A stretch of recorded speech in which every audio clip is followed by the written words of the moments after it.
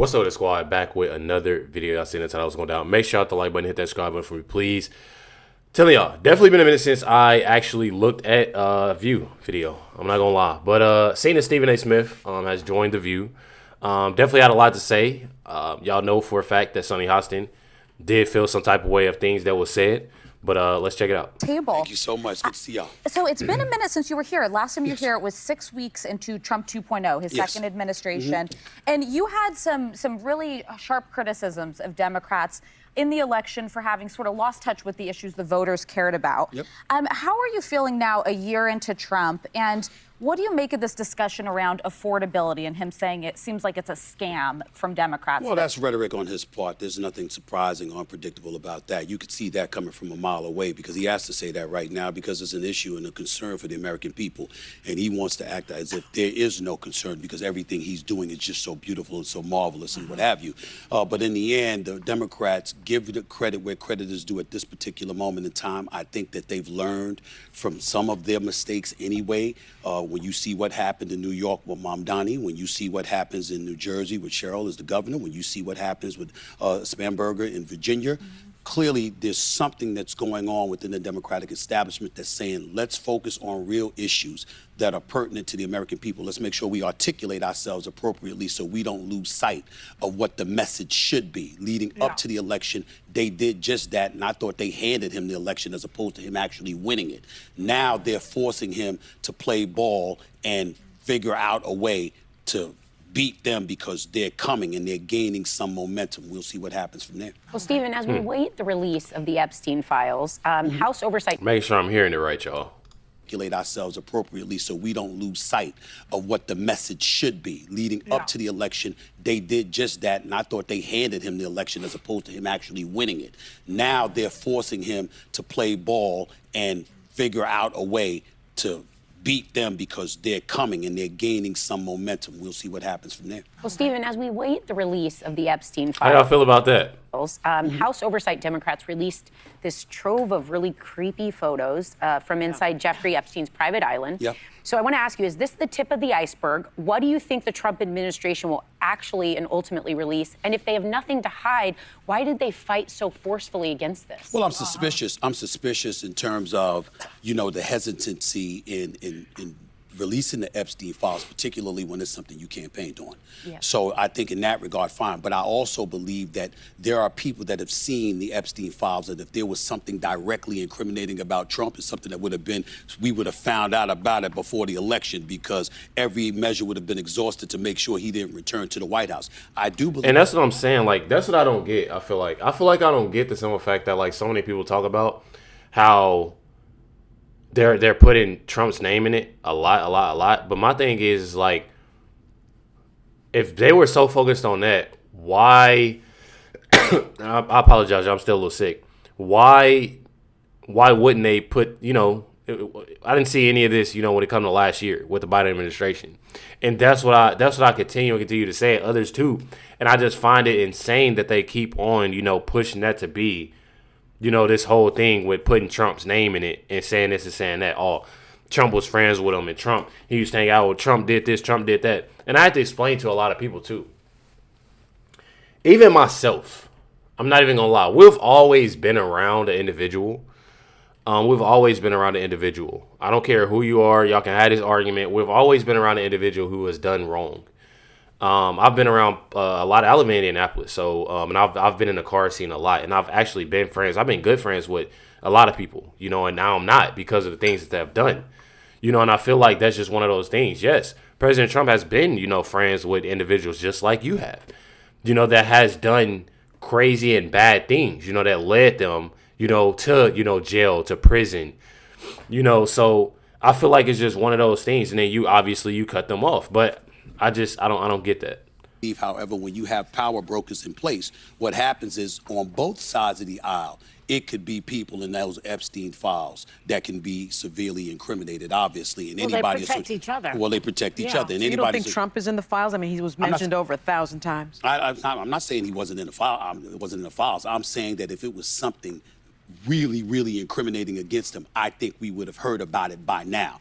I think him and others on both sides of the aisle they have friends that they're trying to protect. Well, and it could be billionaires and people that Sure, that's what I'm talking supply about. their whole That's what I'm talking election. about. That's what I'm talking about. And let's not. But wasn't Trump? Let's not act like that's a surprise. He says he was a very close friend of his. I mean, he denies that. Once upon a time, he was. did say that, but there's also videos of him calling out Epstein and saying, down the line, beware, because there's going to be some dirt you're going to find out about this man. Yeah, but remember what year he said that in. 2015. Yeah.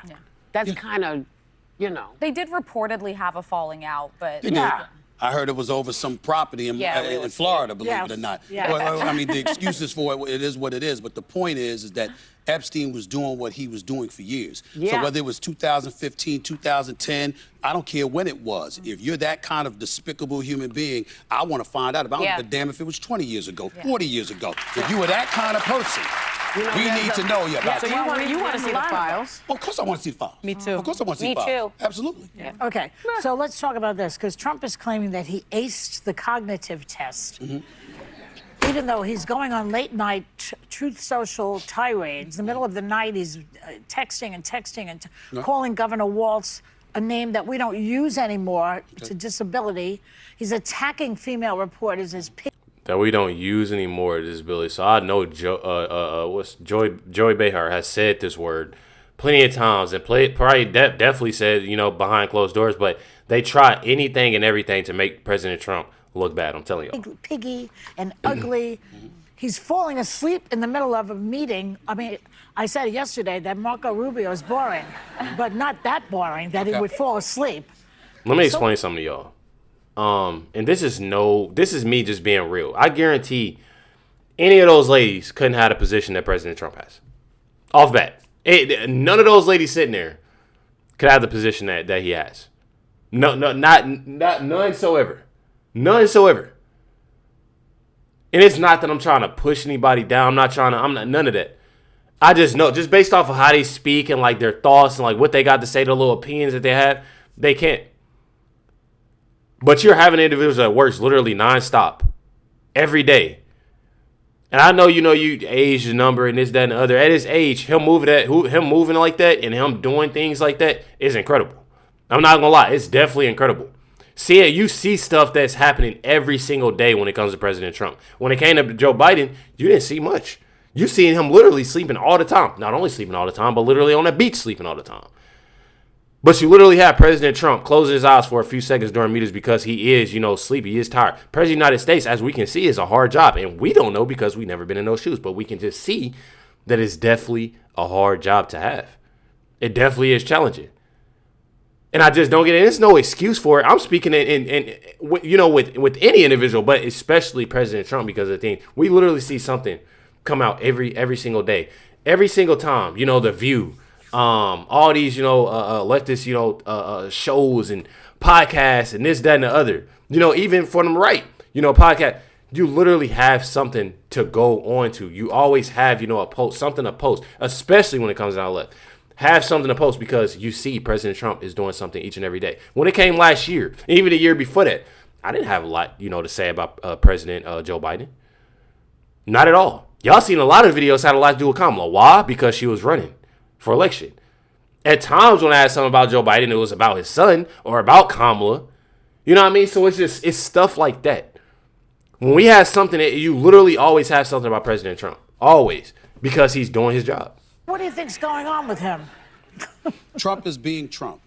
Really? There's nothing cognitively wrong there? Well, I'm not saying whether there is or isn't. What I'm saying is 77 million people don't care. They voted exactly, for him, and those same 77 million people is it will still do it that again. Number? They would do it. Well, you could say that it is or isn't, but the point is he's the president of the United States. Despite the onslaught of stuff that was coming his way, come on now. He knocked off folks, and the Democrats let him because they weren't on their game. Now you have to look at, because obviously he's not going to circumvent the 22nd Amendment, which will enable him to run for a third term. So now you're talking about J.D. Vance or Marco Rubio. Marco Rubio is considered the adult in the room, the Secretary of State, National Defense, the National Security Advisor. You got J.D. Vance, he's the vice president, but he seems more Trump-ish in terms of how he conducts himself and how he's willing to go after people. So who is Trump going to support? One of the things that I talked about on my show was that I said, Don't fall for it. Look at what Trump is doing. Trump is positioning himself to remain in power even if he isn't the president. He wants to make sure he maintains that level of influence. And so because of, when you see what he's done with the Honduras president, letting him out, pardoning him,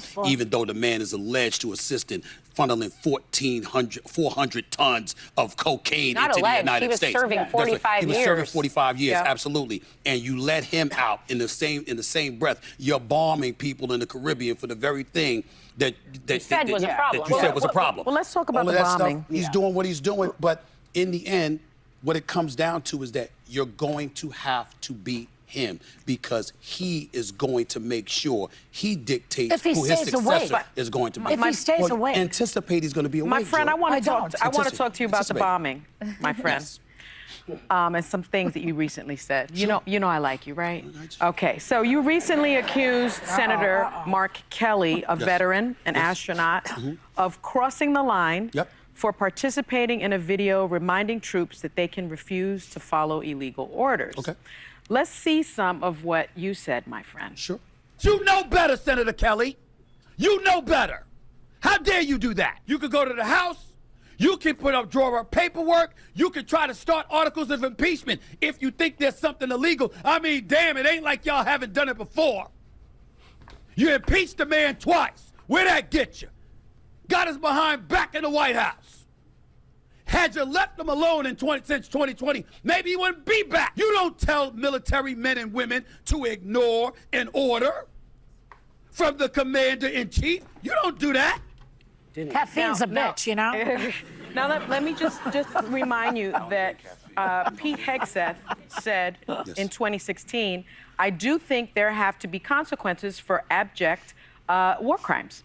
If you're doing something that is just completely unlawful and ruthless, then there is a consequence for that. That's why the military said it won't follow unlawful orders from their commander-in-chief. Okay. Now, given the fact that the secretary himself said that, I'd love to give you the opportunity to perhaps change your position on what you said. I'm not changing a thing. Okay. I didn't stutter when I said it. You want to stay loud and wrong? Said I didn't stutter when I said Call it. it loud and wrong all you want to. You're entitled to your opinion. I'm entitled to mine. Okay. Here's the reality of the situation. First of all, I don't give a damn what Pete Hegseth has to say because I will tell you right now, he was never qualified for the job. When you talk about DEI and eradicating that, excuse me, what was he doing hosting Fox News on the weekend and all of a sudden he's the defense secretary? Please, give me a break. I don't care what he has to say. Let me get that out the way. As it pertains to Mark Kelly, what I was talking about is military. What I did was get on the phone with family and friends who have served in the military. And I said, we're not civilians. This is not the court of law. You can be implicated for implying something if you are a former military member or you are a present military member. It wasn't what Mark Kelly said. It's the fact that he was a combat Navy pilot who served in the military who would tell folks, ignore an order when it could get them in He did not say I said ignore. illegal. I said illegal. I'm talking about illegal. I The crazy thing is, AOC said the same thing. AOC said the same thing. You don't have to follow an unlawful order, and that is in the military code of conduct. And I'm saying to you, hold on, which I'm aware of. But it didn't sound like you were aware of that. Well, no. I disagree with you. Stephen, can I ask you a question? I had two governors, by the way, text me to tell me I was wrong, and they agree with you. You are wrong. I had two senators that reached out to me and said, you weren't wrong at all. Well, Mikey Sherrill did say that the reason they felt the need to put that out is they were constantly being approached by people in the military saying, we're being put in really uncomfortable situations. But that to me is a little more relatable when you're a veteran yourself. But I'm saying let me say this real quick. You gotta do real quick. Or wait till we come back. All I'm saying is this. If you're a member of the military, I'm looking at the soldiers as saying, don't get yourself in trouble. Let somebody else do it. Don't you do it because it ain't gonna work for you. But you get Sorry, that was Alyssa Slotkin, not Mikey Sherrill. So one thing about it, I'm not gonna lie, is that they continue to, and especially when it comes down to Sunny Hostin. Sunny Hostin, you can see just her demeanor. You obviously see her demeanor, the way that she carries issues, the way that she carries, just everything. The questions that she asks, how disrespectful she is when it comes about things, and she always thinks she's right.